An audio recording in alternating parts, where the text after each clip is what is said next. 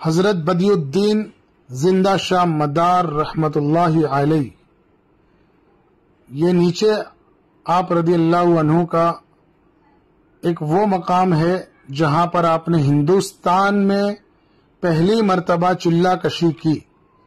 آپ دریا کے راستے سے ملک شام سے نکلے اور ہندوستان میں آپ آئے اور یہیں پر کھمبات میں آپ آرام فرما ہوئے۔ یہ جو جگہ میں نیچے جا رہا ہوں یہاں پر وہ مقام ہے جہاں پر آپ ٹھہرے اور 40 روز تک اللہ کی عبادت اور ریاضت کی، امت کے لیے دعائیں کی۔ دیکھیے نیچے میں جا رہا ہوں۔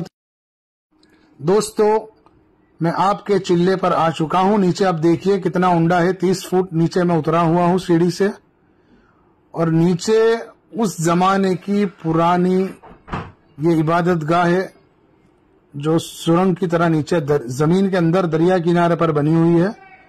یہ دریا کا ایک حصہ ہے۔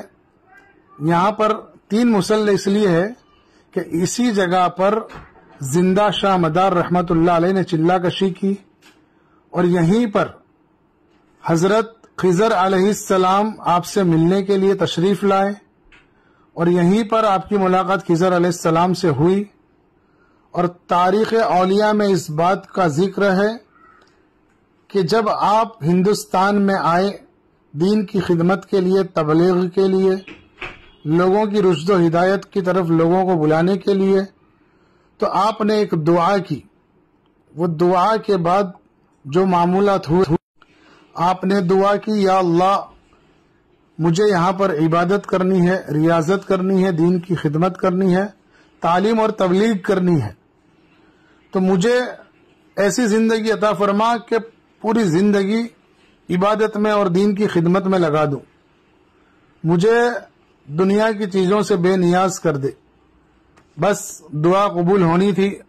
جب آپ آرام کرنے کے لیے تھوڑی گنودگی سی چھائی، آنکھیں بند ہوئی، تھوڑی نیند آئی، تاریخ کی کتابوں میں لکھا ہے، میں نہیں کہہ رہا ہوں، کہ آپ صلی اللہ تعالی علیہ وسلم کی خواب میں زیارت ہوئی۔ آپ صلی اللہ تعالی علیہ وسلم نے آپ کو 9 لقمے کھلائے۔ بعض روایت میں 3 لقموں کا ذکر ہے، اور ایک جنت کا لباس پہنایا۔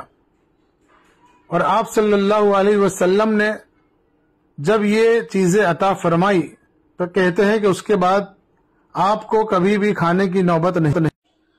بس وہ جو کرامت کا نزول ہوا، آپ صلی اللہ تعالی علیہ وسلم کے لقمے کھانے کے بعد اور جنت کا جو لباس پہنایا، اس کے بعد آپ کی کل زندگی 596 سال کتابوں میں لکھا ہے، پوری زندگی میں کبھی اس کے بعد نہ کھانا کھایا، نہ کپڑے کا لباس بدلا آپ نے۔